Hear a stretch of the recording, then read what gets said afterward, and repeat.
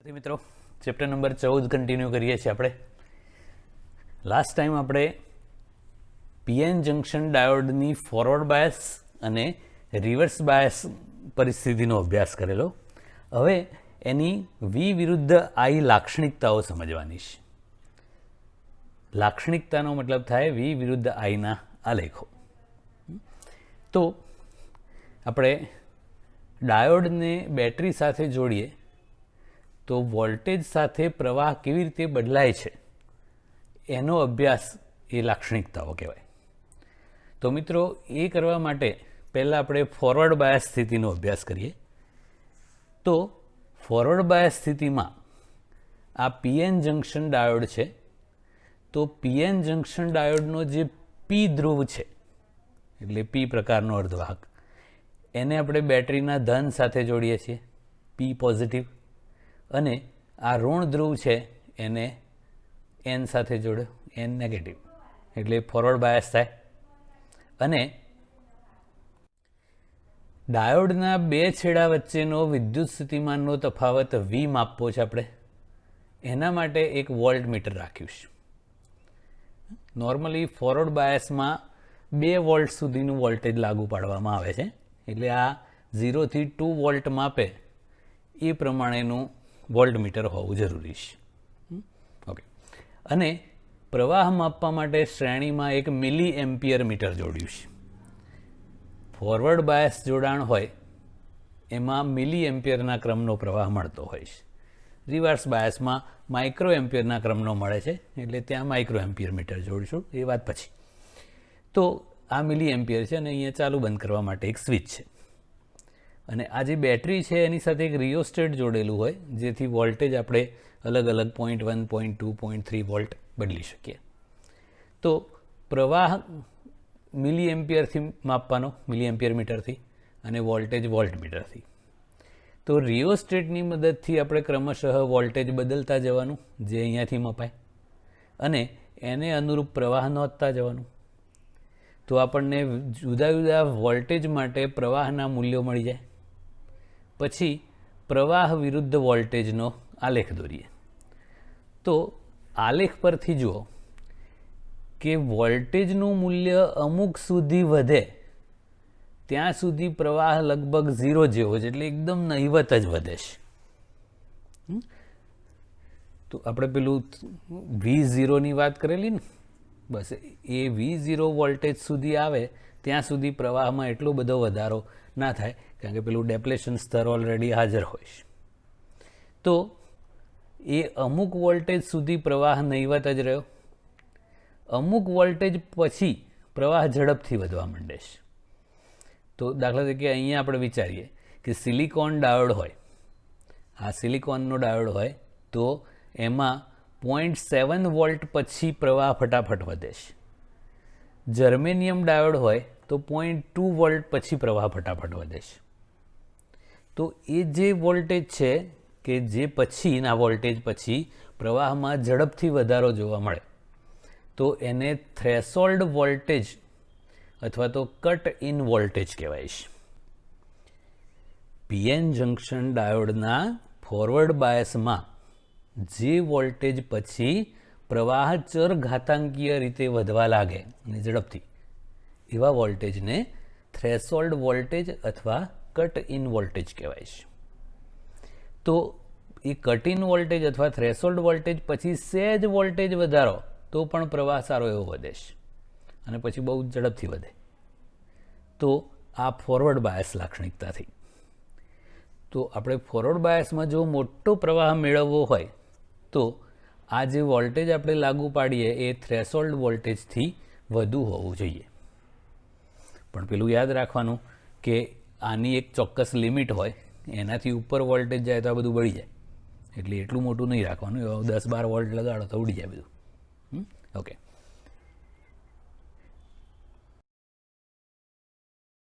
હવે રિવર્સ બાયસની વાત કરીએ. તો રિવર્સ બાયસ જોડાણ કરવું હોય તો શું કરવાનું? તો પીએન જંક્શન ડાયોડનો જે પી ધ્રુવ છે એને બેટરીના ઋણ ધ્રુવ સાથે જોડવાનું, અને એન ધ્રુવ છે એટલે એન છેડો જે પીએન જંક્શનનો છે એને બેટરીના ધન સાથે. પી નેગેટિવ એન પોઝિટિવ. તો આવી ઊંધી બેટરી જોડીએ એને રિવર્સ બાયસ કહેવાય. આના બે છેડા વચ્ચેનો વિદ્યુત સ્થિતિમાનનો તફાવત માપવા માટે એક વોલ્ટમીટર જોડ્યું, શ્રેણીમાં એક માઇક્રો એમ્પિયર મીટર જોડ્યું. રિવર્સ બાયસમાં બહુ જ નાનો પ્રવાહ હોય છે, એટલે માઇક્રો એમ્પિયરના ક્રમનો પ્રવાહ હોય, એટલે અહીંયા માઇક્રો એમ્પિયર મીટર જોડેલું છે. અને અહીંયા ચાલુ બંધ કરવા માટે એક સ્વિચ. હવે રિવર્સ બાયસ વોલ્ટેજ છે, આ રિવર્સ બાયસમાં સારું એવું વોલ્ટેજ હોય છે. તો એ વોલ્ટેજ છે એ આપણે રિયોસ્ટેટની મદદથી બદલી શકીએ. પણ આપણને ખબર છે કે આ રિવર્સ બાયસ સ્થિતિમાં કેવું હોય કે ડેપ્લેશન સ્તર પહોળું હોય. જેમ જેમ રિવર્સ બાયસ વોલ્ટેજ વધારતા જઈએ એમ એ ડેપ્લેશન સ્તર ઓર પહોળું થતું જાય, તો પ્રવાહ મળે જ નહીં. તો એ જે માઇક્રો એમ્પિયરના ક્રમનો પ્રવાહ મળે છે એ પેલા માઇનોરિટી ચાર્જ કેરિયરથી મળે છે. આ પી પ્રકારનો જે અર્ધવાહક હોય એમાં મેજોરિટી હોલ હોય અને માઇનોરિટી મુક્ત ઇલેક્ટ્રોન. એન પ્રકારના અર્ધવાહકમાં મેજોરિટી મુક્ત ઇલેક્ટ્રોન અને માઇનોરિટી હોલ હોય. તો એ જે માઇનોરિટી ચાર્જ કેરિયર છે એના કારણે આપણને એ થોડો ઘણો પ્રવાહ મળે છે, પણ એ તો નહીવત જ હોય. તો જો છે ને એકદમ નાનકડો પ્રવાહ છે અને વોલ્ટેજ વધારવા છતાં એ પ્રવાહમાં કોઈ ફરક પડતો નથી. પણ જ્યારે આ રિવર્સ બાયસ વોલ્ટેજનું મૂલ્ય અમુક વોલ્ટેજ સુધી વધે પછી પ્રવાહ એકદમ ઝડપથી વધવા માંડે છે. તો એ પ્રવાહ જે ઓચિંતો વધવા લાગ્યો એ જે રિવર્સ બાયસ વોલ્ટેજ છે એને આપણે બ્રેકડાઉન વોલ્ટેજ કીધેલું. વોલ્ટેજ બ્રેક થઈ જાય એવું નહીં. પીએન જંક્શન ડાયોડની અંદર જે ડેપ્લેશન સ્તર હોય એમાં બે જાતના વિદ્યુત ક્ષેત્રો હોય. એક એ ડેપ્લેશન સ્તરનું પોતાનું પેલા આયનોના કારણે હોય, અને બીજું આપણે બેટરી જોડીને લાગુ પાડીએ તો એ બંને વિદ્યુત ક્ષેત્રો રિવર્સ બાયસ સ્થિતિમાં એક જ દિશામાં હોય. અને એ રિવર્સ બાયસ સ્થિતિમાં જ્યારે જે પેલું જંક્શન હોય ડેપ્લેશન સ્તર એમાંનું વિદ્યુત ક્ષેત્ર 10⁸ વોલ્ટ પર મીટરના ક્રમનું થાય છે ત્યારે બધા સહસંયોજક બંધો એકસાથે તૂટે છે અને પ્રવાહમાં ઓચિંતો વધારો થઈ જાય છે. તો રિવર્સ બાયસમાં જે વોલ્ટેજે પ્રવાહ અચાનક વધવા લાગે એ વોલ્ટેજને બ્રેકડાઉન વોલ્ટેજ કહેવાય છે. પછી એ વોલ્ટેજ સહેજ વધારો તો પણ પ્રવાહમાં જબરજસ્ત વધારો થાય. તો રિવર્સ બાયસ સ્થિતિમાં જો આપણે પ્રવાહ ના આવે એવું કરવું હોય તો આ જે બ્રેકડાઉન વોલ્ટેજ છે એના કરતાં ઓછા વોલ્ટેજે ડાયોડને બાયસ આપવું પડે, એટલે આ બેટરી જોડવાની એટલું વોલ્ટેજ આપવાનું જે VBRથી ઓછું હોય. તો પ્રવાહ માઇક્રો એમ્પિયરના ક્રમનો અને એ થોડોક જ, એટલે 0 જેવો જ કહેવાય. અને ફોરવર્ડ બાયસમાં મોટો પ્રવાહ રાખવો હોય તો થ્રેશોલ્ડ વોલ્ટેજ કરતાં વધારે વોલ્ટેજે રાખો એટલે ફૂલ પ્રવાહ. તો આ રીતે આપણે પીએન જંક્શન ડાયોડનો ઉપયોગ કરવાનો છે. એટલે ફોરવર્ડ બાયસમાં પ્રવાહ આવે, રિવર્સ બાયસમાં ના આવે. ક્યારે? જો રિવર્સ બાયસ વોલ્ટેજ બ્રેકડાઉન વોલ્ટેજથી ઓછું રાખ્યું હોય તો. ઓકે, હવે એના ચલ અવરોધની વાત કરીએ તો આલેખમાં જે સુરેખ ભાગ હોય એવો એક ભાગ સિલેક્ટ કરવાનો અને અહીંયા આમ ડેલ્ટા વી અને એને અનુરૂપ આમ ડેલ્ટા, અહીંયા આમ ડેલ્ટા વી અને એને અનુરૂપ આમ ડેલ્ટા આઈ મળે અને એના પરથી ગુણોત્તર કરાય ડેલ્ટા વી અપોન ડેલ્ટા આઈ. તો એ જે અવરોધ મળ્યો એ ડાયનેમિક અવરોધ કહેવાય છે. ડાયનેમિક અવરોધ કેમ કીધું છે કે અલગ અલગ વોલ્ટેજના ગાળાઓ માટે માપો તો અલગ અલગ આવે. ફોરવર્ડ બાયસમાં અવરોધ છે એ બહુ નાનો હોય, 10 ઓહમથી માંડીને 100 ઓહમની આસપાસ હોય છે. રિવર્સ બાયસમાં જે અવરોધ છે એ ડાયનેમિક અવરોધ 10⁶ ઓહમ 10⁷ ઓહમના ઓર્ડરમાં હોય, એટલે બહુ મોટો અવરોધ હોય, એટલે પ્રવાહ નહીવત હોય. ઓકે, તો આ ફોરવર્ડ બાયસ અને રિવર્સ બાયસ લાક્ષણિકતાઓ થઈ ગઈ. મિત્રો, હવે પીએન જંક્શન ડાયોડનો ઉપયોગ શું થાય એની વાત કરવાની છે. તો આપણે પીએન જંક્શન ડાયોડની મદદથી અર્ધ તરંગ રેક્ટિફાયર સમજાવવાનું છે આલેખો સહિત. તો રેક્ટિફાયર શું છે? તો બે જાતના પ્રવાહો હોય છે, એસી અને ડીસી, ઓલ્ટરનેટિવ કરંટ અને ડાયરેક્ટ કરંટ. આપણા ઘરમાં જે હોય છે એ ઓલ્ટરનેટિવ કરંટ એટલે એસી કરંટ હોય છે, અને બેટરીની મદદથી જે મળે એ ડીસી હોય છે, ડાયરેક્ટ કરંટ. તો કોઈ પણ ઇલેક્ટ્રોનિક વસ્તુ આપણે ચલાવવી હોય, ટીવીથી લઈને ફોન સુધી કોઈ બી, તો એ બધા માટે ડીસીનો પાવર જોઈએ. જ્યારે આપણા ઘરમાં આવે છે એ એસી છે, તો ધારો કે આપણે ટીવી ચલાવવું છે તો ટીવી 12 વોલ્ટ ડીસી પર ચાલે છે. આપણા ઘરમાં આવે છે 220 વોલ્ટ એસી. તો બે કામ કરવા પડશે આપણે. પહેલું તો એ 220 વોલ્ટ એસી છે એને 12 વોલ્ટ એસી કરવું પડે. તો આપણને ખબર છે કે એ કામ ટ્રાન્સફોર્મરનું છે. આવું સ્ટેપ ડાઉન ટ્રાન્સફોર્મર વાપરીએ તો એ મોટા એસીને નાના એસીમાં રૂપાંતર કરી દે, સ્ટેપ ડાઉન ટ્રાન્સફોર્મર હોય એટલે. પણ એ 12 વોલ્ટ મળ્યું, એ એસી મળ્યું. હવે એ 12 વોલ્ટ એસીનું 12 વોલ્ટ ડીસીમાં રૂપાંતર કરવાનું કામ કરે, એનું નામ રેક્ટિફાયર. તો એસી વોલ્ટેજ અથવા પ્રવાહનું ડીસી વોલ્ટેજ અથવા પ્રવાહમાં રૂપાંતર કરતી રચના એને રેક્ટિફાયર કહેવાય, અને એ માટે એ જે પ્રોસેસ છે એને રેક્ટિફિકેશન કહેવાય છે. તો એવા બે જાતના રેક્ટિફાયર છે, અર્ધ તરંગ અને પૂર્ણ તરંગ. તો પહેલાં આપણે અર્ધ તરંગ રેક્ટિફાયરની કાર્યવાહી સમજવાની છે. તો આ જે છે એ તો ટ્રાન્સફોર્મર છે, એ રેક્ટિફાયરનો ભાગ નથી. રેક્ટિફાયર અહીંયાથી સ્ટાર્ટ થાય. તો આ જે ટ્રાન્સફોર્મરનું ગૌણ ગૂંચળું છે, જ્યાં આપણને નાનું એસી મળ્યું, એને એ ગૌણ ગૂંચળાના એ છેડાને આપણે પીએન જંક્શન ડાયોડના પી ધ્રુવ સાથે જોડી દેવાનું. અને પીએન જંક્શન ડાયોડનો જે એન ધ્રુવ છે, આ તીર છે એ પી ધ્રુવ ને આ લાઈન છે એ એન ધ્રુવ ગણવાનું. તો આ ઋણ એ એન ધ્રુવ છે એને એક લોડ અવરોધ મારફતે ગૌણ ગૂંચળાના બીજા છેડા બી સાથે જોડી દીધું.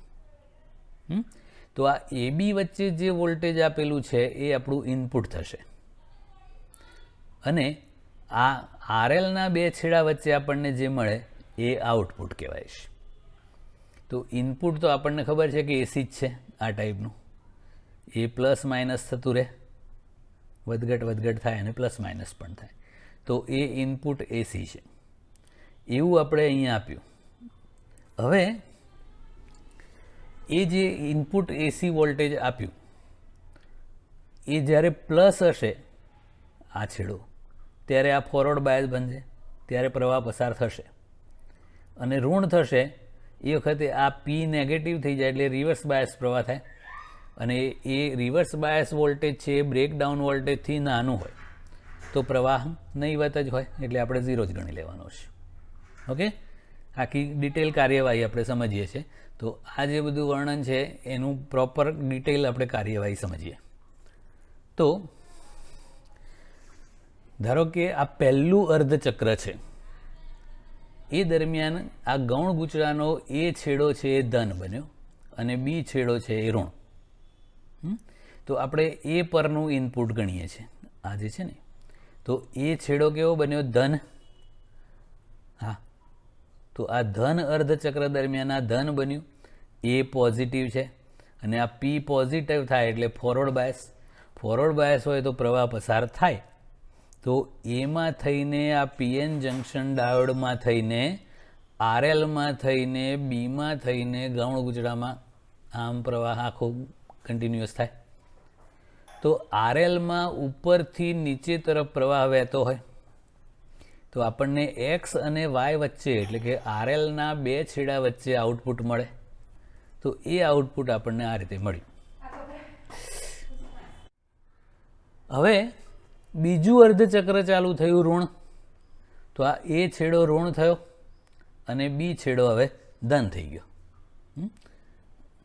તો હવે એ ઋણ અર્ધચક્ર પસાર થાય એ વખતે શું થશે કે આ પીએન જંક્શન ડાયોડનો પી છે હવે નેગેટિવ થઈ ગયો, એટલે રિવર્સ બાયસ થઈ ગયું.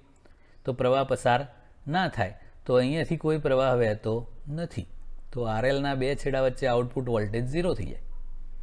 તો આ 0 થઈ ગયું ક્યાં સુધી? જ્યાં સુધી પેલું ઋણ અર્ધચક્ર ઇનપુટમાં હોય ત્યાં સુધી. એટલે કે આ એ છેડો જ્યાં સુધી ઋણ રહે ત્યાં સુધી કોઈ આઉટપુટ નહીં મળે. ફરી પાછું આ ધન અર્ધચક્ર ચાલુ થાય એટલે એ છેડો ધન બને, બી છેડો ઋણ બને. એટલે આ ધન અર્ધચક્ર પસાર થયું એટલે પી પોઝિટિવ થઈ ગયો, ફોરવર્ડ બાયસ પ્રવાહ પસાર થાય આમ ઉપરથી નીચે જ. તો આરએલના બે છેડા વચ્ચે આઉટપુટ મળે એટલે પાછું આઉટપુટ મળ્યું. ફરી પાછું ઋણ અર્ધચક્ર આવે એટલે આ એ છેડો ઋણ બને, બી ધન બન્યો. ઋણ અર્ધચક્ર દરમિયાન આ રિવર્સ બાયસ હોય છે ને, પી નેગેટિવ થઈ જાય ને તો પ્રવાહ પસાર ના થાય. તો આરએલના બે છેડા વચ્ચે કોઈ આઉટપુટ વોલ્ટેજ ના મળે. એટલે જ્યાં સુધી આ ઋણ રહે ત્યાં સુધી આઉટપુટ ના મળે. પાછું ધન થાય એટલે પાછું આઉટપુટ મળે, પછી ના મળે, મળે ના મળે. તો અર્ધ તરંગ રેક્ટિફાયર એવું કેમ નામ આપ્યું છે? એનું કારણ ઇનપુટમાં એસીના આવા બે અર્ધચક્રો આપીએ. આ પહેલું અર્ધચક્ર ધન હતું એ અને બીજું ઋણ હતું એ. તો આવા બે અર્ધચક્ર ઇનપુટમાં આપીએ તો આઉટપુટ માત્ર એક જ અર્ધચક્ર દરમિયાન મળે છે. એટલે ઇનપુટ કરતાં અડધા દરમિયાન જ આઉટપુટ મળ્યું. એટલા માટે એને અર્ધ તરંગ રેક્ટિફાયર કહેવાય છે. આ એકલું ધન છે એટલે ડીસી કહેવાય. પ્યોર ડીસી નથી. પ્યોર ડીસી તો આવું હોય સ્ટ્રેટ લાઈન, એમાં કોઈ વધઘટ ના થાય. આ વધઘટવાળું છે અને વચ્ચે થોડી વાર ઝીરોય થાય છે.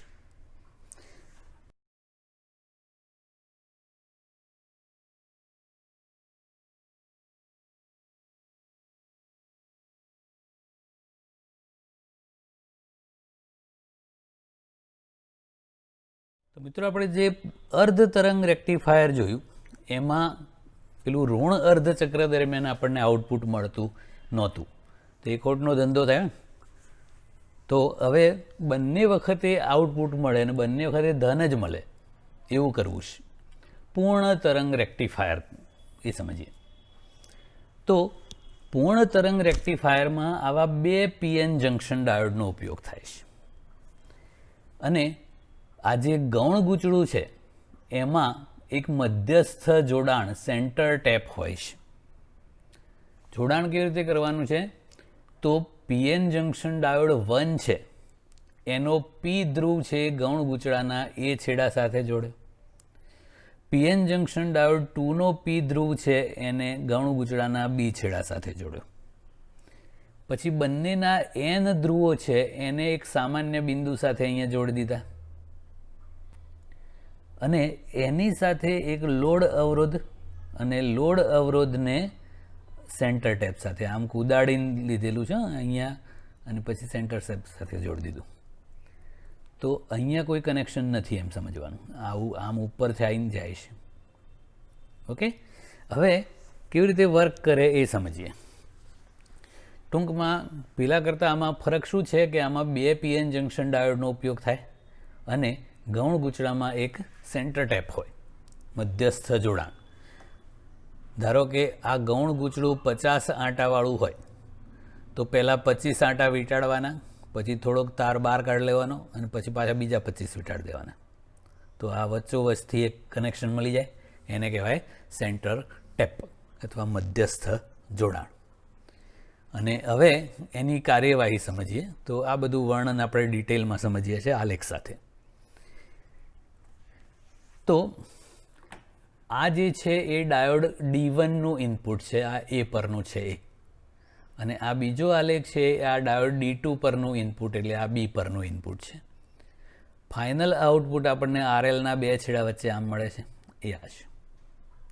હવે કેવી રીતે વર્ક થાય છે એ જો બરાબર ધ્યાન આપજો. પહેલું અર્ધચક્ર છે એ પર ધન આવ્યું તો ઓટોમેટિકલી બી છે એ ઋણ હોય. આ સેન્ટર ટેપ પર 0 થઈ જાય. તો આ એ છેડો ધન છે એનો મતલબ કે D1 છે, ડાયોડ D1 એ ફોરવર્ડ બાયસ થશે ને પી પોઝિટિવ છે. અને ડાયોડ D2 છે એનો પી નેગેટિવ સાથે જોડાયેલો છે એટલે એ રિવર્સ બાયસ હોય. તો D1 ફોરવર્ડ બાયસ છે, એમાંથી પ્રવાહ પસાર થશે આ રીતે. અહીંયાથી એમાં થઈને પીએન જંક્શન ડાયોડ D1માં થઈને RLમાં થઈને સેન્ટર ટેપમાં થઈને પાછો અહીંયા એ પર. તો આ રીતે પ્રવાહ હવે આપણને આઉટપુટ RLના બે છેડા વચ્ચે મેળવવું છે. તો RLમાં ઉપરથી નીચે પ્રવાહ જાય છે. તો X છે એ ધન બનશે અને Y છે એ ઋણ. પ્રવાહ ધનથી ઋણ જાય ને એટલે. તો આપણને આઉટપુટ મળ્યું. કેવી રીતે મળ્યું? તો એ ધન અર્ધચક્ર પર હતું, બી ઋણ હતો, એટલે આ ફોરવર્ડ બાયસ અને આ રિવર્સ બાયસ. આઉટપુટ આપણને કોના લીધે મળ્યું? તો પહેલા ડાયોડના લીધે પણ આઉટપુટ મળ્યું. એ વખતે બીજો ડાયોડ કશું કામ ના કરે. કેમ કે એ રિવર્સ બાયસ છે અને એ જે બાયસ આ વોલ્ટેજ હોય એ આના થ્રેશોલ્ડ પેલા જે બ્રેકડાઉન વોલ્ટેજ હતું એનાથી ઓછું હોય, એટલે આમાં પ્રવાહ 0 જેવો જ હોય. ઓકે, હવે બીજી વખતે શું થશે કે આ એ છેડો આ ઋણ અર્ધચક્ર ચાલુ થાય એટલે તો આ ઋણ થઈ ગયો અને આ ધન થઈ જાય. તો એ નેગેટિવ બન્યું અને બી પોઝિટિવ. તો બી પોઝિટિવ પર આવી ગયો એટલે આ પીએન જંક્શન ડાયોડ 2 છે એના માટે પી પોઝિટિવ એટલે ફોરવર્ડ બાયસ થઈ ગયું. તો એમાંથી પ્રવાહ પસાર થાય. અને ડાયોડ D1 હતો એનો પી નેગેટિવ પર આવી ગયો એટલે રિવર્સ બાયસ થઈ ગયો. તો એમાંથી પ્રવાહ પસાર ના થાય. તો હવે અહીંયા કોઈ પ્રવાહ નહીં હોય. તો અહીંયા હોય ને બીમાંથી ડાયોડ D2માં થઈને RLમાં થઈને સેન્ટર ટેપમાં થઈને પાછો બી પર. ઓકે, તો આ રીતે પ્રવાહ આવે. તો પહેલી વખતે અહીંયાથી આમ પ્રવાહ Xથી RLમાં Y તરફ જતો હતો. આ વખતે પણ એવું જ છે. જો Xમાંથી RLમાં થઈને Y તરફ જ છે. તો હજુ પણ X ધન જ બને અને Y ઋણ જ બને. તો બીજા કેસમાં કેવું થશે? ડાયોડ D1 ઋણ અર્ધચક્ર પર છે, D2 ધન છે એટલે D2 ફોરવર્ડ બાયસ થયો અને એના લીધે આપણને પ્રવાહ પસાર થયો એટલે RLના બે છેડા વચ્ચે આઉટપુટ મળ્યું. પણ કોના લીધે મળ્યું? D2ના લીધે. કેમ ધન બાજુ જ મળ્યું? કારણ કે પ્રવાહ પહેલાં ઉપરથી નીચે હતો અને અત્યારે પણ ઉપરથી નીચે તરફ જ છે એટલે એક જ બાજુ મળ્યું. એટલે આ ધનનું ધન જ રહે એટલે DC કહેવાય. ઓકે, હવે પાછું આગળ જોઈએ તો આ ધન બન્યું, આ ચાલુ થાય ને એટલે, અને બી ઋણ. તો ડાયોડ D1 છે એ ફોરવર્ડ બાયસ થઈ જશે અને D2 રિવર્સ બાયસ થઈ જશે. તો આઉટપુટ કોના લીધે મળશે? તો પહેલી વખત આપણે જે કર્યું એ પ્રમાણે ડાયોડ D1ના લીધે. પાછું ઋણ અર્ધચક્ર ચાલુ થાય એટલે આ ઋણ બને, આ ધન બને, આ એ છેડો ઋણ એટલે D1 રિવર્સ બાયસ, બી છેડો ધન બન્યો એટલે D2 ફોરવર્ડ બાયસ થયો એટલે આઉટપુટ D2ના કારણે મળે. બંને ડાયોડ વારાફરતી કામ કરે છે એટલે દર વખતે આઉટપુટ મળ્યું. ઇનપુટના બે અર્ધચક્ર આપીએ તો આઉટપુટ પણ બંને અર્ધચક્ર દરમિયાન મળે છે. એટલા માટે એને પૂર્ણ તરંગ રેક્ટિફાયર કહેવાય છે. ઓકે, તો આ રીતે પૂર્ણ તરંગ રેક્ટિફાયર વર્ક કરે. ડિટેલ કરીએ છીએ આપણે. જો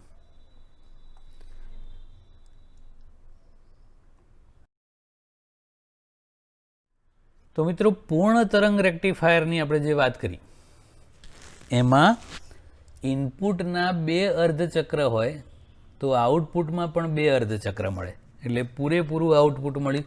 એટલા માટે એને પૂર્ણ તરંગ રેક્ટિફાયર એવું નામ આપ્યું છે.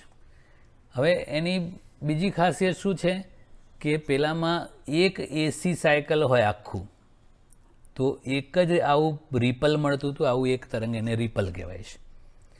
તો અર્ધ તરંગ રેક્ટિફાયરમાં ઇનપુટ આવૃત્તિ કરતાં અને આઉટપુટ આવૃત્તિ બે સરખી હોય. જ્યારે આમાં જુઓ કે ઇનપુટમાં એક એસી સિગ્નલ આપીએ તો આઉટપુટમાં ડીસીના આવા બે રિપલ મળે છે. તો ઇનપુટ કરતાં આઉટપુટ આવૃત્તિ બમણી કહેવાય. ઓકે, પણ આમાં હજુ એક પ્રોબ્લેમ છે. શું? કે આ પ્યોર ડીસી નથી. આવું રિપલ છે ને, વધઘટ વાળો છે. પ્યોર ડીસી આમ હોય, એમાં સમય સાથે કોઈ વધઘટ ના થાય. આમાં તો મહત્તમ થાય છે અને પાછો ઘટીને 0 થાય, પાછું મહત્તમ ઘટીને 0. તો આ વધઘટવાળો ડીસી છે, પલ્સેટિવ ડીસી કહેવાય છે. આપણે પ્યોર ડીસી કરવું છે આને, તો એના માટે એક ઉપાય છે ફિલ્ટર પરિપથો. એ ફિલ્ટર એટલે કોઈ ગરણી જેવું નહીં હતું, એ એક પ્રકારનો પરિપથ છે જે આ રિપલને દૂર કરીને પ્યોર ડીસી આપે છે. તો ઘણા બધા પ્રકારના ફિલ્ટર્સ હોય છે. કેપેસિટર ફિલ્ટર, ઇન્ડક્ટર ફિલ્ટર, પાઈ ફિલ્ટર. આપણે કેપેસિટર ફિલ્ટરની વાત કરવાની છે કારણ કે એ સૌથી વધારે વપરાય છે અને સૌથી સસ્તું છે. તો એ ફિલ્ટર પરિપથનો મતલબ શું થાય કે એ વધઘટવાળો જે એ ડીસી છે આ રિપલ, તો આની અંદર વધઘટ છે એનો મતલબ કે એની અંદર અમુક એસી ઘટકો મિક્સ છે. તો એ એસી ઘટકો હટાવે, ફિલ્ટર કરે અને પ્યોર ડીસી આપે આવો સ્મૂધ, એને ફિલ્ટર પરિપથો કહેવાય છે. તો કેપેસિટર ફિલ્ટર પરિપથ કેવો હોય એ આપણે કરીએ આવે. તો મિત્રો કેપેસિટર ફિલ્ટર કેવું હોય એની વાત આપણે કરીએ. તો આ આપણું પૂર્ણ તરંગ રેક્ટિફાયર છે. અહીંયાથી આપણે એને એસી વોલ્ટેજ આપીએ તો એ રેક્ટિફાયર એને ડીસી કરી દે. પણ એ પૂર્ણ તરંગ રેક્ટિફાયર હોય એમાં જે ડીસી આપતા હતા એટલે મળતું હતું એ આ ટાઈપનું હતું, આમાં વાળું. એ પ્યોર ડીસી નહોતું. તો આવું એક કેપેસિટર સમાંતરમાં આઉટપુટમાં જોડી દીધું. તો એ કેપેસિટર કેવી રીતે વર્ક કરે છે એ આપણે સમજવાનું છે. તો મિત્રો જ્યારે આ જે વોલ્ટેજ છે એ ક્રમશઃ વધતું જાય, એમ આ કેપેસિટરનો આ છેડો ધન બનતો જાય અને આ ઋણ, એટલે કે કેપેસિટર ક્રમશઃ ચાર્જ થાય. મહત્તમ વોલ્ટેજ આવે ત્યાં સુધી એ સતત ચાર્જ થતું રહે. હવે જો આની સાથે કોઈ લોડ જોડેલો હોય, એટલે આપણે એ વોલ્ટેજ વાપરવા માટેની કોઈ ડિવાઇસ જોડેલી હોય, તો એ વોલ્ટેજ પાછું ક્રમશઃ ઘટવા માંડે. પણ જો કેપેસિટર જોડેલું હોય તો એ જે વોલ્ટેજનો ઘટાડાનો દર છે એ આર અને સીના મૂલ્યોના ગુણાકારના વ્યસ્ત પ્રમાણમાં હોય છે. આ આરસી, આર ઇન્ટુ સી, એને ટાઈમ કોન્સ્ટન્ટ કહેવામાં આવે છે. આરનો એકમ ઓમ છે, કેપેસિટન્સનો એકમ ફેરેડે કહેતા હતા, એ સેકન્ડ પર ઓમ હોય છે. એટલે ઓમ ઉડી જાય એટલે આ આર ઇન્ટુ સીનો એકમ થાય સેકન્ડ. તો એ આરસીનું ગુણાકારનું મૂલ્ય જેટલું વધુ એટલો ટાઈમ કોન્સ્ટન્ટ વધુ અને એટલો વોલ્ટેજનો ઘટાડાનો દર ઓછો. તો શું થશે કે મોટા મૂલ્યનું કેપેસિટર વાપરીએ આપણે તો આ આરસી ગુણાકાર મોટો થઈ જાય તો એનો વ્યસ્ત એકદમ નાનો થઈ જાય, તો એ ઘટવાનો સમય ઓછો થઈ જાય. તો પહેલાંમાં કેવું થતું હતું કે એ વોલ્ટેજ ઘટતું આમ આટલા સુધી ઘટતું હતું. હવે એ સીધું અહીંયા ટ્રીપ થઈને આમાં અહીંયા આવી જાય. એટલે છેક 0 સુધી ઘટી ના શકે. પછી તો પાછું ધન અર્ધચક્રવાળું આવી ગયું આ, એટલે પાછું ચાર્જ થઈને ફૂલ ચાર્જ થઈ જાય. પાછું ઘટવાનું શરૂઆત થાય, પણ આ કેપેસિટન્સનું મૂલ્ય બહુ મોટું છે, ટાઈમ કોન્સ્ટન્ટ બહુ નાનો છે, એટલે એનો ઘટાડાનો દરનો જે સમય છે એ ઓછો થઈ ગયો છે. એટલે એ સીધું અહીંયા આવે, પાછું મહત્તમ થાય, પાછું અહીંયા આવે. એટલે વચ્ચે 0 સુધી નીચે ના જાય, એટલે આ લગભગ સીધું થઈ ગયું. એટલે આ રીતનું આપણને ડીસી મળે. આ જ વસ્તુ બીજી રીતે સમજવી હોય તો આપણે કેપેસિટિવ રિએક્ટન્સ XC કરેલું 1/ωc. તો મિત્રો આમાંવાળો જે આઉટપુટ પ્યોર ડીસી પૂર્ણ તરંગનો ડીસી મળ્યો એની અંદર એસી અને ડીસી બંને ઘટકો છે. એ વધઘટ છે એ એસી ઘટકો કહેવાય ને એકલું ધન છે એટલે ડીસી કહેવાય. તો મોટા મૂલ્યનું કેપેસિટર વાપરીએ એટલે આ સી મોટું રાખ્યું એટલે XC બહુ નાનો થઈ ગયો. તો કેપેસિટરનો અસરકારક અવરોધ બહુ જ નાનો હોય તો એસી ઘટકો હોય એ બધા કેપેસિટરમાંથી આરામથી પસાર થાય, કારણ કે એસી ઘટકોને અનુરૂપ આવૃત્તિ મોટી હોય અને સી પણ મોટું છે એટલે XC બહુ નાનું થઈ ગયું, એટલે AC ઘટકોને કેપેસિટર પસાર થવા દે એટલે એ બાયપાસ થઈ જાય. ડીસીની આવૃત્તિ 0 હોય, કારણ કે એ વધઘટ જ ના હોય એમાં, તો એ તો પ્યોર ડીસીમાં કોઈ વધઘટ જ ના હોય એટલે એને કોઈ આવૃત્તિ જ ના હોય. તો પ્યોર ડીસીની આવૃત્તિ 0 લઈ લો એ તો XC ઇન્ફિનિટિવ થઈ જાય ને, અનંત. તો ડીસી ઘટકો કેપેસિટરમાંથી પસાર થઈ જ ના શકે, કારણ કે એ તો અનંત અવરોધવાળું છે ડીસી ઘટકો માટે, એટલે એ આગળ જતું રહે. અને આરએલના બે છેડા વચ્ચે આપણને પ્યોર ડીસી આઉટપુટ મળે. ખ્યાલ આવ્યો કે નહીં? એસી ઘટકોને ફિલ્ટર કરી નાખે, કારણ કે એ પાસ થવા દે. પણ ડીસી ઘટકો માટે કેપેસિટરનો અવરોધ અનંત હોય એટલે એ ડીસી ઘટકો પસાર ના થઈ શકે, એટલે એ સીધા જતા રહે. એ આપણને આરએલના બે છેડા વચ્ચે પ્યોર ડીસી આઉટપુટ મળે. તો આ સૌથી સસ્તું સુંદર ફિલ્ટર પરિપથ છે. આના બદલે આપણે ઇન્ડક્ટર ફિલ્ટર વાપરવું હોય તો એ ઇન્ડક્ટર એટલે પેલું ગૂંચળું એને શ્રેણીમાં જોડવું પડે તો પણ ચાલે છે. ઓકે, તો આ ફિલ્ટર પરિપથનું કામ શું કે પૂર્ણ તરંગ રેક્ટિફાયરના આઉટપુટમાં જે રિપલ મળે છે, આવું વધઘટવાળો ડીસી, ફ્લક્ચ્યુએટિંગ ડીસી પણ કહે છે અથવા પલ્સેટિવ ડીસી પણ કહેવાય છે, એમાંથી એસી ઘટકોને નાબૂદ કરે અને પ્યોર ડીસી આપે એવા પરિપથોને ફિલ્ટર પરિપથો કહેવાય છે. તો આપણા કોઈ પણ ઇલેક્ટ્રોનિક ડિવાઇસ હોય આપણા ઘરમાં, તો એમાં આપણે પ્લગમાં જે વાયર લગાડીએ છીએ પછી એ વાયર પકડીને અંદર જાઓ તો સૌથી પહેલાં ટ્રાન્સફોર્મર આવે. એ ટ્રાન્સફોર્મર પૂરું થાય એટલે રેક્ટિફાયર આવે. એ રેક્ટિફાયર પૂરી થાય પછી ફિલ્ટર આવે. એ ફિલ્ટર પતી ગયા પછી એક રેગ્યુલેટેડ પાવર સપ્લાય આવે છે, જે આપણા કોર્સમાં નથી અત્યારે. તો એ આખું જે છે એ પાવર સપ્લાય કહેવાય છે. એમાંથી આપણને એકદમ પ્યોર ડીસી મળે, કોઈ પણ પ્રકારના ફ્લક્ચ્યુએશન વગરનો.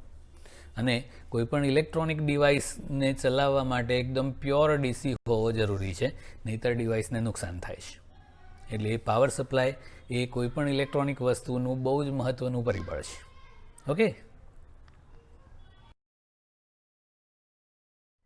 મિત્રો, આપણે જે પૂર્ણ તરંગ અને અર્ધ તરંગ રેક્ટિફાયરની વાત કરી, અહીંયા એક તફાવત સ્વરૂપે આપેલું છે.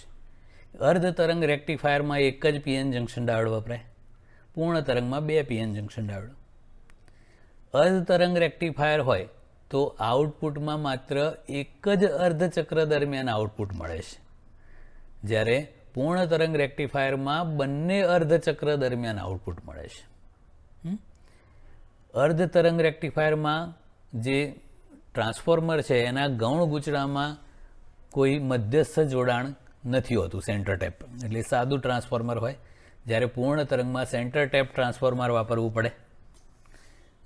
આપણે જે આઉટપુટ મેળવ્યું એ અર્ધ તરંગમાં અર્ધે હતું, વચ્ચે 0 થઈ જાય, પછી પાછું મળે, પાછું ના મળે, મળે ના મળે. પૂર્ણ તરંગમાં દરેક વખતે મળે. પછી આવૃત્તિની વાત કરીએ તો ઇનપુટ આવૃત્તિ અને આઉટપુટ આવૃત્તિ અર્ધ તરંગમાં સરખી હોય, એક એસી દીઠ એક રિપલ. આમાં બમણી આવૃત્તિ હોય, એક ઇનપુટ એસી સિગ્નલ દીઠ 2 રિપલ મળે, એટલે આવૃત્તિ બમણી થઈ જાય. આઉટપુટ વોલ્ટેજની વાત કરીએ તો પણ અર્ધ તરંગ રેક્ટિફાયરમાં આઉટપુટ ડીસી વોલ્ટેજ Vm/π જેટલું હોય છે, આ યાદ રાખવાનું, ઓબ્જેક્ટિવમાં કામમાં આવશે. અને પૂર્ણ તરંગ રેક્ટિફાયરમાં 2Vm/π જેટલું સરેરાશ આઉટપુટ મળતું હોય છે. ઓકે, તો આજે આટલું. That's it.